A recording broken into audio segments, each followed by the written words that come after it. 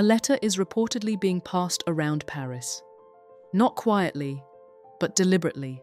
Copied, shared, possibly read aloud in rooms where Christine is not present. It calls her naive, presumptuous, unqualified. A woman attempting to judge literature. At her desk, candlelight flickering across parchment, Christine de Pizan reads the words again. Not quickly, not emotionally, carefully, because she begins to understand something in this moment. This may no longer be just about a book. It begins to feel like something larger, about whether voices like hers are meant to be heard at all. Paris, early 1400s. The city hums with scholars, clerics, and courtiers.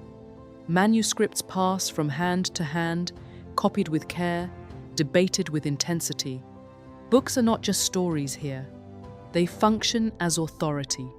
And one of the most influential texts circulating at the time is Roman de la Rose, a sprawling allegorical poem, widely admired, but also controversial. Within its verses are passages that portray women as manipulative, deceptive, morally weak. Many accept it, some defend it, but one voice, unexpected and not universally welcomed, begins to challenge it. Christine. To understand how she arrived here, we step backward. Before the letters, before the controversy, back to a different version of her life. She was not born into obscurity. Her father reportedly served at the French court, often described as a physician and astrologer to the king. This likely gave her something rare for a woman at the time. Access, books, education, conversation. She grows up surrounded by ideas, absorbing language, literature, philosophy, not as an outsider, but from within the system. Then, stability. She marries. By many accounts, the marriage appears to have been supportive, perhaps even unusually so for the period. For a moment, her life follows a predictable path. Until it doesn't. Her husband dies suddenly. Sources suggest illness, though details are not entirely consistent. And with his death, everything shifts. Income disappears. Legal disputes may have emerged. Responsibility remains. She is now a widow, likely still young, with dependents to support. And in that world, options are limited. There is no dramatic announcement, no audience, no applause, just a desk, paper, and a decision that, for many at the time, might have seemed unthinkable.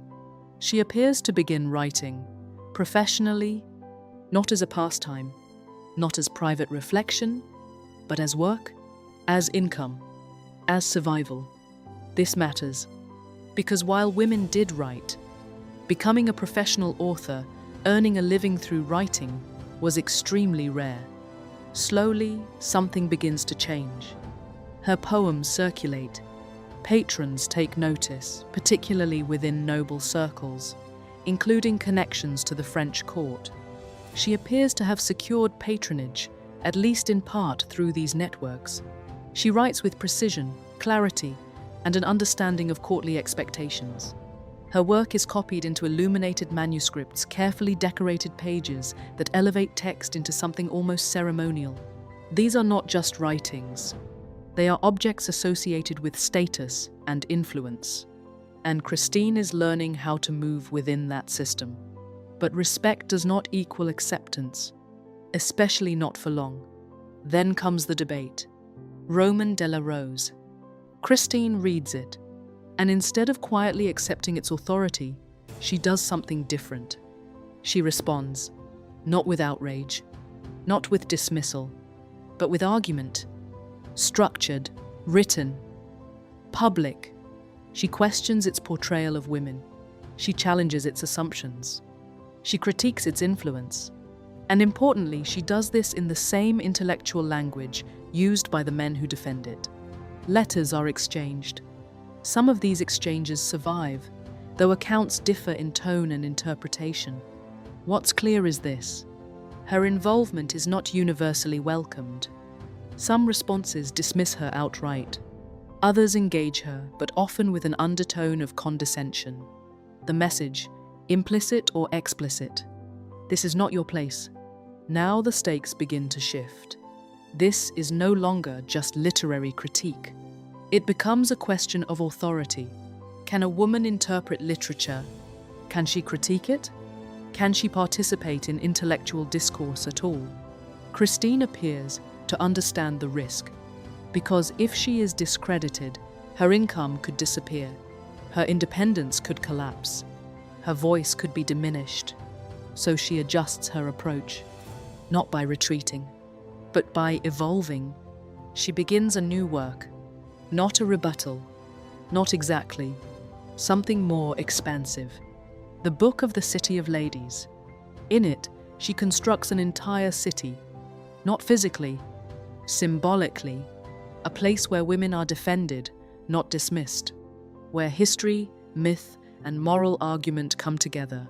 Inside this city, she gathers stories of notable women, figures drawn from history, religion, and tradition. Some accounts are well documented. Others may reflect interpretations or commonly told narratives of her time. But that distinction is part of the design. She is not just listing facts. She can be understood as reshaping narrative. This is critical, because instead of arguing point by point against her critics, she reframes the discussion itself.